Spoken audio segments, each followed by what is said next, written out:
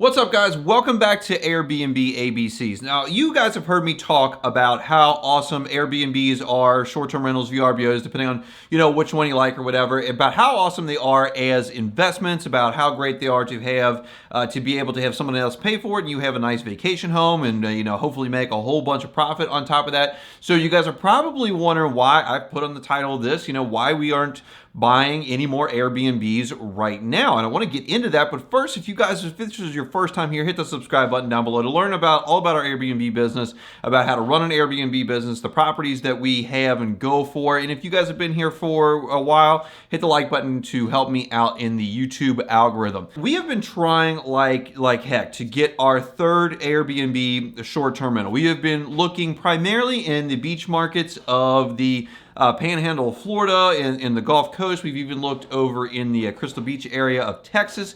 And then we've also kept looking in our Smoky Mountain market, that's Gatlinburg, Pigeon Forge, Sevierville, and the surrounding Sevier County area. And we've put in offers on a few properties and such, but for the most part, we are not going to be purchasing any Airbnb properties for the next probably 3 to 6 months, unless something comes up that is just super awesome at the right price. And to understand why we aren't buying any Airbnb properties right now, we kind of have to rewind back to before the COVID days, back in 2018, 2019, and then rolling into 2020, back when rates were around 4 to 5, maybe 6% for an investment loan. That would probably be a pretty good rate. You could get a rental. You could get one of these properties that's a 2 to 4 bedroom property that is a top tier property. So if you're at a beach market, it's close to the beach. It looks like a beach home. If you're in a mountain market, it looks like a log cabin, and it has maybe views or hot tubs, or just something that makes it that cabin in the woods type of feel.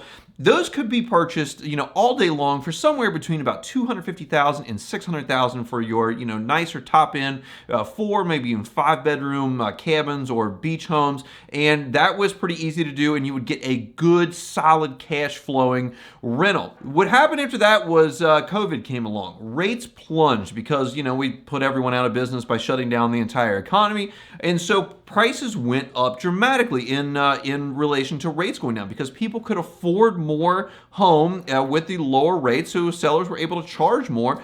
And then we started getting a bunch of, let's say, seller craziness or transactional craziness anyhow.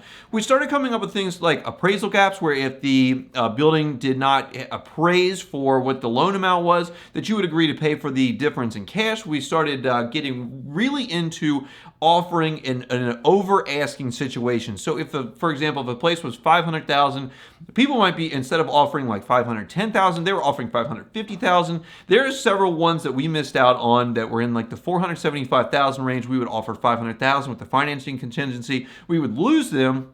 And we would ask our realtor, how do we lose this? Was it an all-cash offer? Was it more money? And he would just be like, yes, it was both. It was all cash and it was more money.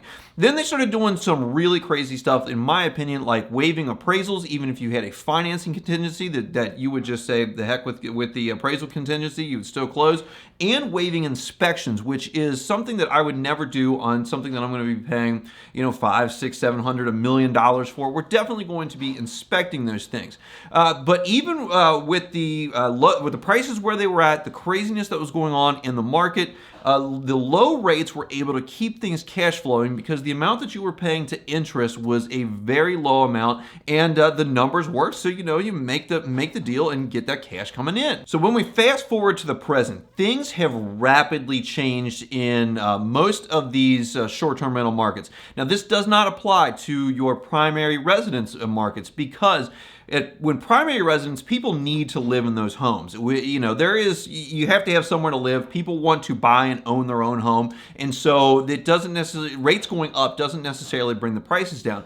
These, though, you are buying little businesses. Each one of these is basically a little business within a big business. And cash flow and how much money you are able to take off the top, after paying all your expenses and capital expenses and things, has a big to do on what the price is going to be.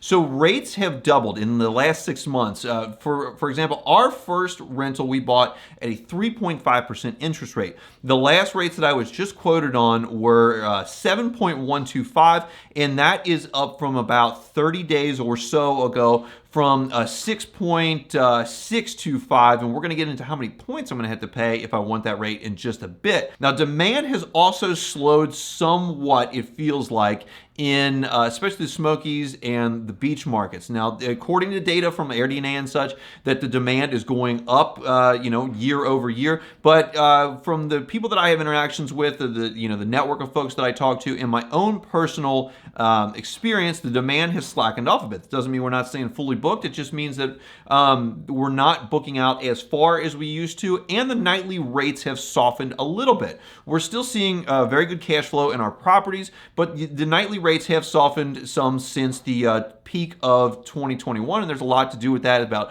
more travel options, but especially with the with inflation, with gas prices the way they are, and just the overall negative sentiment for the economy. Travel is going to take a hit because it is a discretionary item. You don't have to travel, even though everyone wants to. The thing is that sellers have not caught on to this just yet. There are some price cuts, and they are everywhere. But the prices are still sky high. I'll put a map of the target areas that I use for this. For me looking in the Smokies, there used to be red arrows all over the place. Prices are going up. And now the map is covered with green arrows. Prices are coming down by 10, 50, 100,000. There's some of these places that we saw that were listed for 1.5 million that have come down at least 300,000. So there are price cuts coming along, but they are not keeping up with the interest rates. And then on top of that, the sellers, they still want these insane terms for these sales contracts. For example, these are real life examples of ones that we have just done. We were looking at a place that was $599,000. We offered $575,000, and their counter offer was that the price would be $599,000, but it would also be sold as is with no inspection and only an appraisal contingency for the financing. And there is no way that I'm going to buy a $600,000 two-bedroom property that's like 1,200 square feet, even though it had amazing views, without at least getting the opportunity to inspect it. Another place that we were looking for was $650,000. We offered $600,000, expecting it to be countered somewhere in the middle. It had, again, great views, but the entire cabin was out of date, needed all new furniture, and it was not at the price that I thought it was going to be at. They countered us back with that they wanted 10% earnest money. We offered them 1%. We would do 2%. I mean, actually, if it was a great deal, we would have no problem doing 10% earnest money which would be $65,000.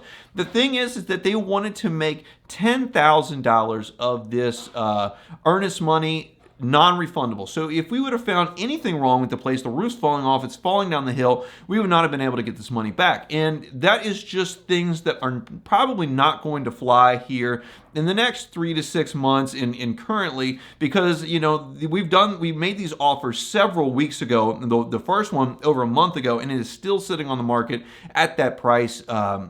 And I just don't think that anyone is going to agree to those terms. So for these reasons, we're waiting to see what the fallout of these much higher rates are, to see what the fallout of slightly less demand, slightly lower nightly rates, and we are waiting because I am almost positive that with where the rates are, the prices are going to continue to fall. Now, I do not think that they're going to crash. That's a big thing that's going around on YouTube, on TikTok, and it gets a lot of clicks, it gets a lot of views. I'm not going to say that it's going to crash. We're probably looking at somewhere around, I would say, a 10 to 15, maybe 20% decline in these markets, and that's just my personal opinion. This is not, it's not financial advice. I'm not a realtor. I'm not an appraiser. I'm not anything. I just think that from the way things are, a cabin used to come on the market and it was a stale listing after about 2 weeks. Almost everything that we are offering on right now is definitely over 30 days. We're offering on things that are 90 days old, and people are still not giving up any amount of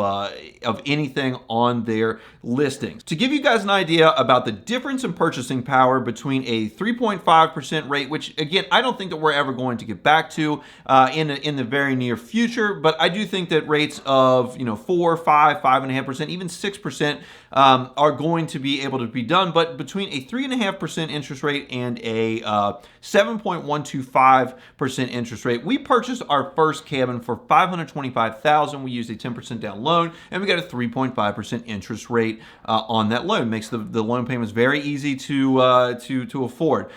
If we were to get that same loan payment For 7.125%, we would need to find a cabin for $350,000, which is basically not doable in the Smokies market for a top tier property that's going to rent well and it's not going to cause us a bunch of problems. Now, I said that we were going to talk about points. Here is the deal. Points are also an issue. That is essentially prepaid interest that you pay, if you're not familiar with points, to buy down the interest rate on your loan. And to get this 7.125% rate, which was the highest rate that we were quoted, and I have excellent credit and DTI is awesome, it came with a 1.875 point payment that we would have had to make. And when we were looking at the last property that was up for about $690,000, that was about just under $10,000 of points that we were going to have to pay.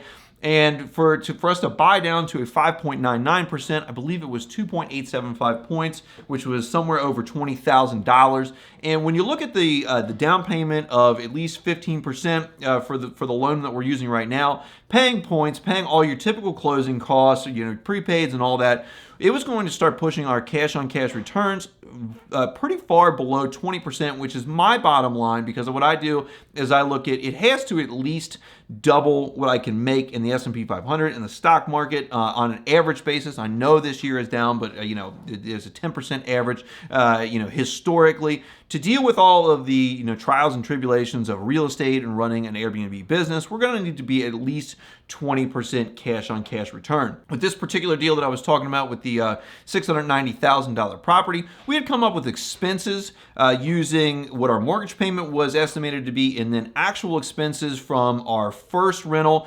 and tacking on a little bit more since it's a little bit bigger than this. So, utilities are probably going to be more, cleaning fees are probably going to be more, etc. We were looking at about $75,000 of expenses. Now, we could safely assume that we would make somewhere between $85,000 and $100,000 of gross income, which if you're looking at $75,000 of expenses and your bottom number is $85,000, that doesn't leave you a lot of wiggle room, especially when you don't take into account any capital expenses, any emergency repairs like roofs or HVACs. That $75,000 is just your baseline running cost that you're going to have to put out at any given time. So for that reason, we kind of just pulled away from the market for the time being. We are going to keep watching how the real estate market goes, how interest rates go. If the points fall off, that changes things a little bit. I do think that as the Fed raises rates, they're looking at a 100 basis point increase here in the very near future, perhaps another one. I think that we're probably going to be somewhere between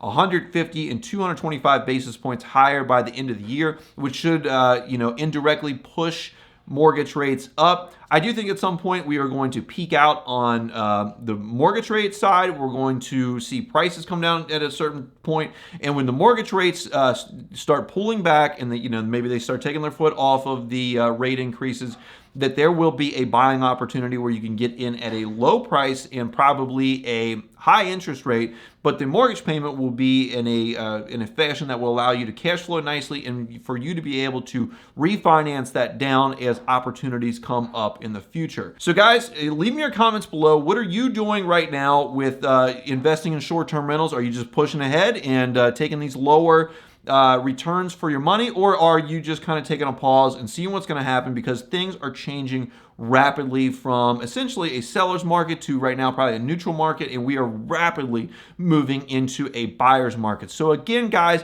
if you haven't subscribed yet, subscribe down below, hit the like button for me. I appreciate you guys watching today, and I'll see you in the next